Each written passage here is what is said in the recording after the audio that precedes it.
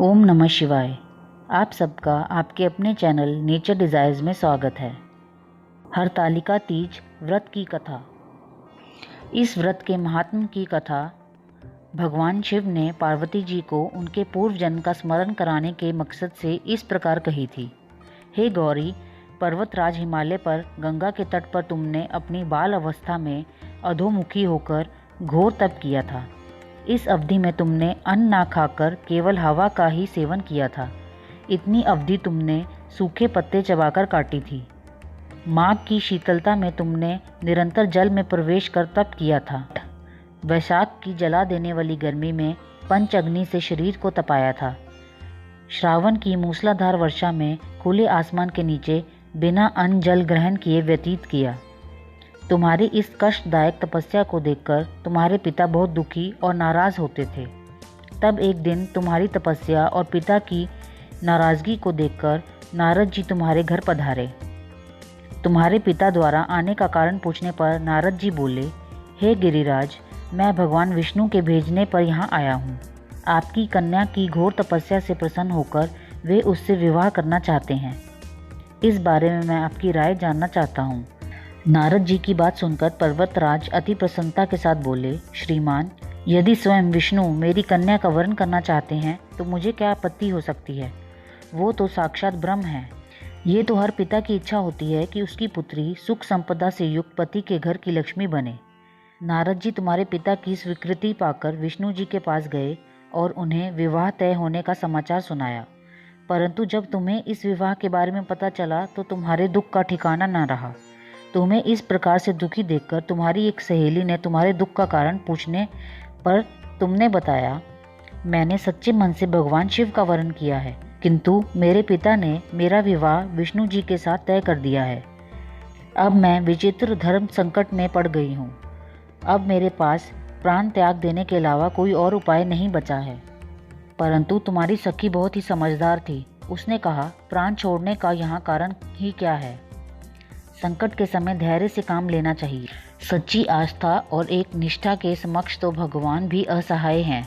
मैं तुम्हें घनघोर वन में ले चलती हूँ, जो साधना थल भी है और जहाँ तुम्हारे पिता तुम्हें खोज भी नहीं पाएंगे। मुझे पूर्ण विश्वास है कि ईश्वर अवश्य ही तुम्हारी सहायता करेंगे। तुमने ऐसा ही किया। तुम्हारे पिता तुम्हें घर में ना पाकर बड़े चिंतित और दुखी हुए। वे सोचने लगे कि मैंने तो विष्णु जी से अपनी पुत्री का विवाह तय कर दिया है। यदि भगवान विष्णु बारात लेकर आ गए और कन्या घर पर नहीं मिली तो बहुत ही अपमान होगा। ऐसा विचार कर पर्वतराज ने चारों ओर तुम्हारी खोज शुरू करवा दी। इधर तुम्हारी खोज होती रही, उधर तुम अपनी सहेली के साथ नदी के तट पर एक गुफा में मेरी आराधना में लीन रहने लगी। भाद्रपद तृतीय शुक्ल को हस्त नक्षत्र था। उस दिन तुमने रेत के शिवलिंग का निर्माण किया। रात भर मेरी स्तुति में गीत गाकर जागरण किया। तुम्हारी इस कठोर तपस्या के प्रभाव से मेरा आसन हिल उठा और मैं शीघ्र ही तुम्हारे पास पहुंचा और तुमसे वर मांगने को कहा। तब अपनी तपस्या के फलीभूत मुझे अपने समक्ष पाकर तुमने कहा, मैं आपको सच्चे मन से पति के रूप में वरण कर चुकी हूँ। यदि आप सचमुच मेरी तपस्या से प्रसन्न होकर यहाँ पधारे हैं तो मुझे अपनी अर्धांगिनी के रूप में स्वीकार कर लीजिए। तब तथास्तु कहकर मैं कैलाश पर्वत पर लौट गया। प्रातः होते ही तुमने पूजा की समस्त सामग्री नदी में प्रवाहित करके अपनी सखी सहित व्रत का वरण किया। उसी समय गिरिराज अपने बंधु बांधवों के साथ तुम्हें खोजते हुए वहां पहुंचे। तुम्हारी दशा देखकर अत्यंत दुखी हुए और तुम्हारी इस कठोर तपस्या का कारण पूछा। तब तुमने कहा, पिताजी, मैंने अपने जीवन का अधिकांश वक्त कठोर तपस्या में बिताया है। मेरी इस तपस्या का केवल उद्देश्य महादेव जी को पति रूप में प्राप्त करना था। आज मैं अपनी तपस्या की कसौटी पर खरी उतर चुकी हूँ। क्योंकि आप मेरा विवाह विष्णु जी से करने का निश्चय कर चुके थे, इसलिए मैं अपने आराध्य की तलाश में घर से चली गई।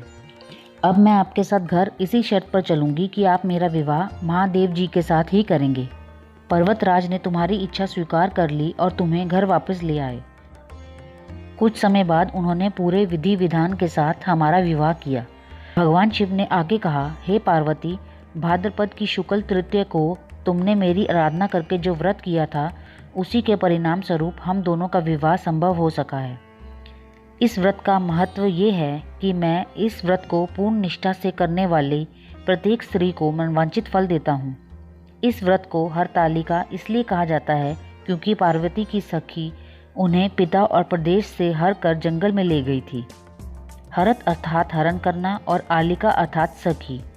भगवान शिव ने पार्वती जी से कहा कि इस व्रत को जो भी स्त्री पूर्ण श्रद्धा से करेगी उसे तुम्हारी तरह अचल सुहाग प्राप्त होगा।